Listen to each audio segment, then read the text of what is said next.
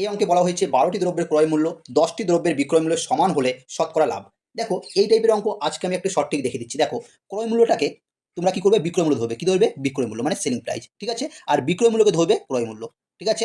মানে 10 টাকায় কিনে, ক্রয় মূল্য মানে 10 টাকায় কিনে যদি 12 টাকায় বিক্রি করা হয়, 10 টাকায় কিনে 12 টাকায় বিক্রি করলে কত লাভ হবে?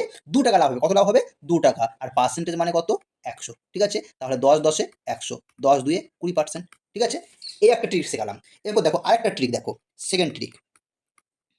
দেখো 12টি দ্রব্যের ক্রয় মূল্য ছিল ক্রয় মূল্য, তাহলে করতে পারো 12টি দ্রব্যের ক্রয় মূল্য সমান 10টি দ্রব্যের বিক্রয় মূল্য, 10টি দ্রব্যের বিক্রয় মূল্যের সমান, ঠিক আছে। এরপর দেখো ছোট করে নাও, 2 6 12, 2 5 10, ঠিক আছে। দেখো সিপির সামনে কত আছে? 5। সমান চিহ্ন যখনই মাঝে থাকবে, সিপির সামনে যেটা থাকবে সেটা সিপির মান, তাহলে সিপির মান কত হয়ে গেল?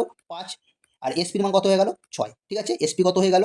এসপি হয়ে গেল 6, ঠিক আছে। দেখো 5 টাকায় কিনে যদি 6 টাকায় বিক্রি করা হয়, 5 টাকায় কিনে যদি 6 টাকায় বিক্রি করা হয়, ক টাকা লাভ হয়? 1 টাকা। তাহলে উপরে 1 বসাও, গুণিত 100, 5 20 100। এখানে দেখো 20% হচ্ছে।